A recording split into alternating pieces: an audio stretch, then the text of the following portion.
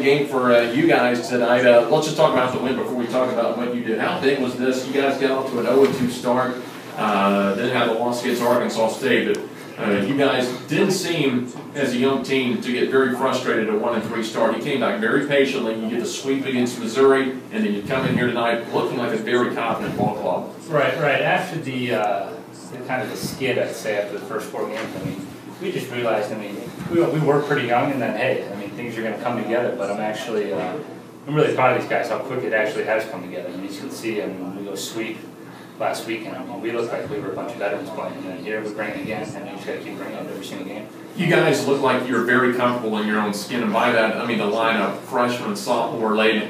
Let's face it, we're not going to be a pounded-out offense like we were last year, hit 2 and 3, run homers, grand slams. You guys are going to have to generate runs. You're going to have to do it like tonight, take 1 run 4 or 5 times a ball game and let it add up. You guys seem very patient, very comfortable with what kind of offense you're going to be. Exactly. I mean, everyone knows their role by now. I mean, some guys, I mean, like Tubbs and Colton, when they get in there, I mean, their job is to try to get the ball off the wall. And then there's going to be some other guys that are driving gap to gap, and guys that are going to be bunting over guys and whatnot. And there's no one to roll is going to be a huge thing for this team, and everyone really has been going with their role, and you can see it's helping us produce on the field. 3 hits tonight in your first 3 at-bats. It's a career high, 3 hits in the game. I guess you obviously saw the ball well out there tonight. You saw a lot of different pitchers, too. I did. I mean, just before the game, I mean, you know, this is just one of the games where, you know, you're going to be locked in from the get-go, and it was just, you see it well, you hit it, and just happy things go on. 3 runners thrown out, 2 caught stealing in the pickoff play. Your 2 caught stealing weren't even close. You had one guy at like 20 feet. The other guy, Eaton, was waiting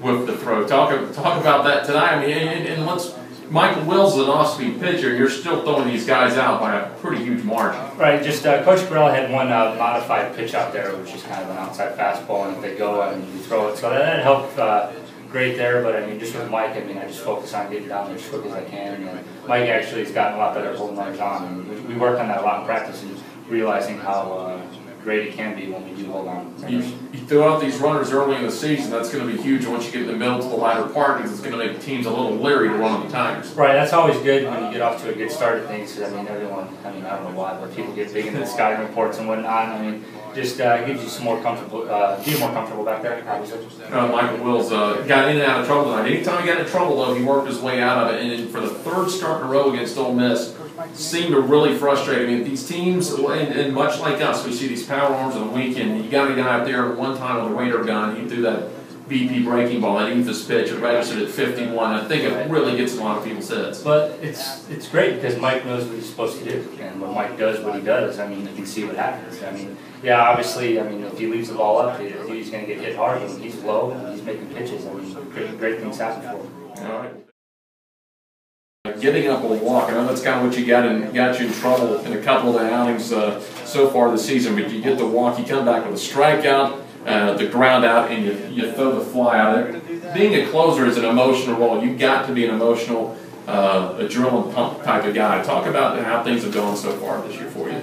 Well, Jeff, I've had to battle a few demons, to say the least. Okay, you know, last week against Arkansas State, it was just, you know, I'm at my best when I don't think I'm on top of the game, you know, and I came into that game like, hey, you know what, I'm going to get out of here 1, 2, 3.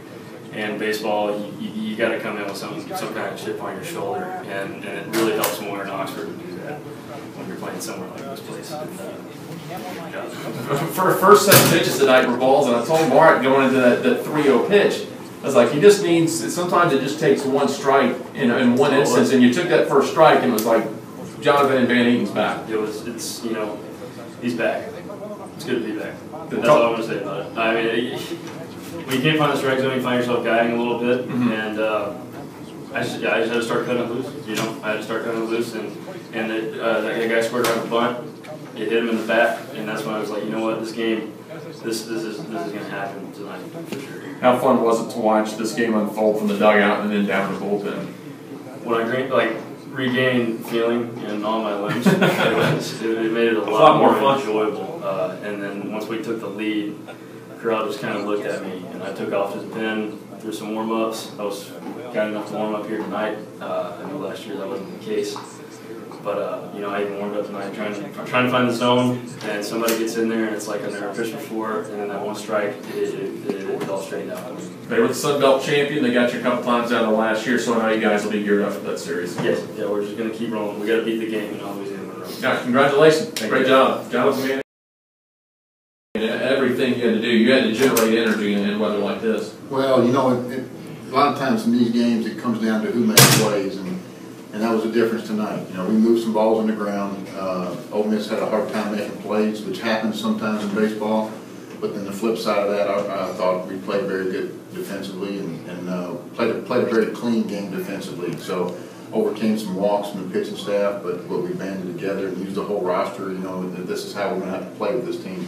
Michael gives you a gutsy 4 2/3 of an inning. Probably didn't have his best stuff, but boy, he gutted his way to getting in jam after jam to get out of it, keep this game close, to give you guys a chance to get to the bullpen and give this offense a chance to scratch out 4 runs. Yeah, that's one of the benefits, Jeff, of having a veteran and an older guy going in midweek games, and not that this is a typical. I mean, we're trying to teach every day, teach them to be every day the same, but having an experienced guy that can gut through things in you know, an environment like this is key, and that's a very, very valuable start he gives. I talked to Jonathan, and you heard it. The first 7 pitches he threw were balls, and it seemed like once he got that first strike, it was the Jonathan Van Eaton we knew from last year. It was right back, between the ears. It's a head game with the closer. I mean, he talks about he's an emotional guy, battles some demons, you know, trying to blow that save last week. But boy, that one strike, and it's the Jonathan we know. Yeah, and, you know, and then they,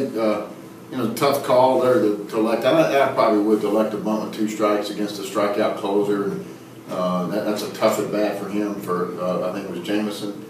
And that kind of opened John's eyes that, hey, I'm really 1 pitch away here now. Kind of roll up a ground ball double play here, but good win for our guys. You know, as you see, we're playing a little differently than we have in the past, and trying to force defensive mistakes, trying to use the running game more, and the key is the bullpen. You know, I thought Greg came in and pitched outstanding. Colin Lee, Heath came in and rolled up a double play.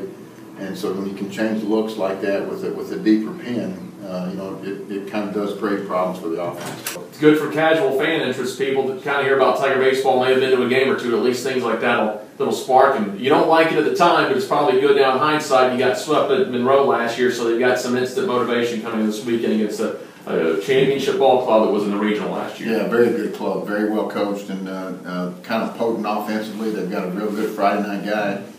Be a good challenge, be a good matchup with he and Sam, and you know, we got to get back and do a couple of little things in practice that I want to tweak.